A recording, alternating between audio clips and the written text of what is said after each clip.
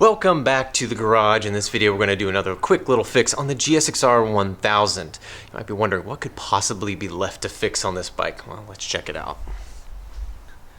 We really are getting to the nitty-gritty details left on this bike, but it has been bothering me for a bit, and it's the brake fluid reservoir. If we zoom in on that, you can see how it's looking a bit chalky. And honestly, it's looking ripe to just crack open and spill brake fluid all over this beautiful red paintwork. That is the last thing I want to happen, so we are going to fix that with a brand new Suzuki part. Now, I'd be lying if I didn't say the actual purpose of this video is to test out a new camera and mic setup, because I'm getting tired of the GoPro fisheye lens that we've been doing basically in every video on this channel till now. So at least for garage shots, I'm trying out this new setup. You have to let me know in the comments if you think it's better or if you think I should go back to the old way. Anyway, so here is a brand new Suzuki brake master cylinder reservoir.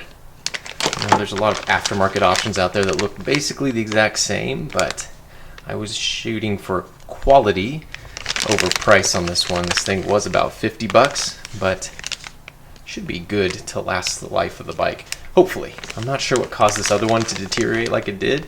Maybe just being subjected to a lot of sunlight. Not sure. This also comes with the added benefit of a new original cap on it. The one that's on the bike right now is an aluminum piece, which I'm not a big fan of.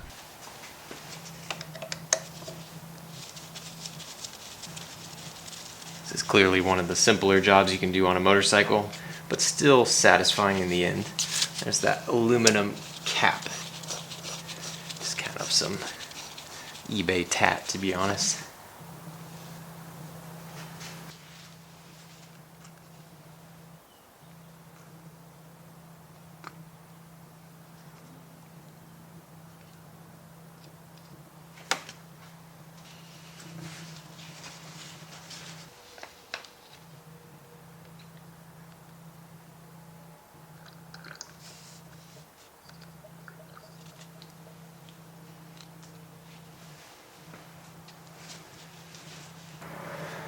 Appears someone went full extra credit mode and safety wired this, so we'll have to replace this with a proper clamp.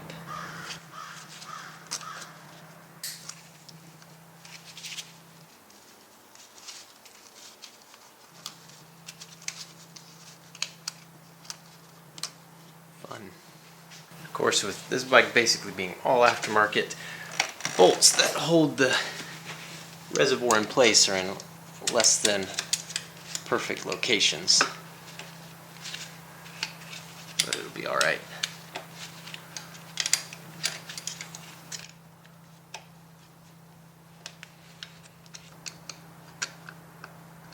Crap. There we go. A little bit of silicone spray. Work it loose with a pick, hopefully.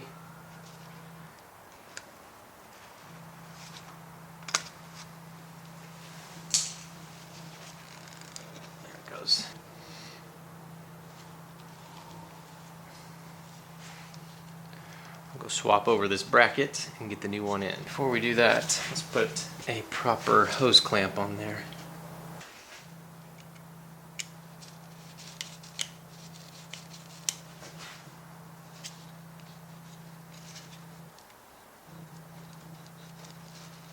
There we go.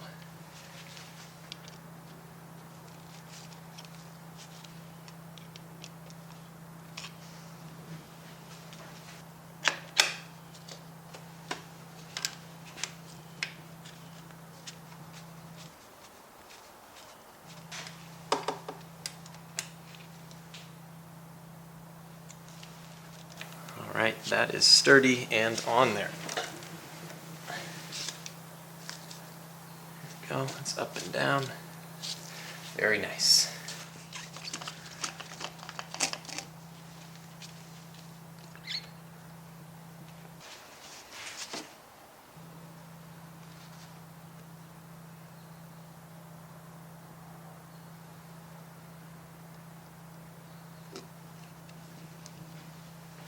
And now it's time to bleed the master cylinder. Luckily there's a bleed nipple on the master cylinder itself. I don't really know that much air got in to this feed line, but it's better to be safe than sorry.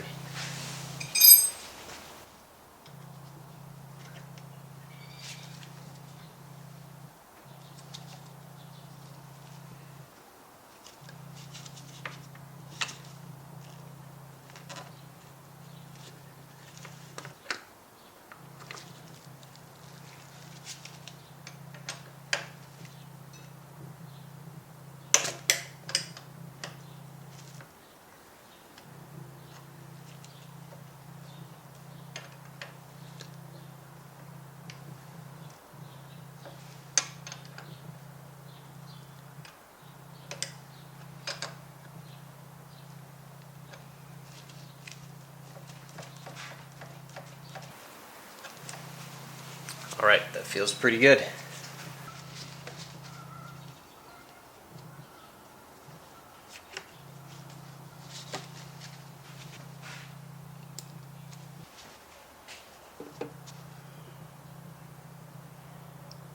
Of course, it comes with a nice new cap.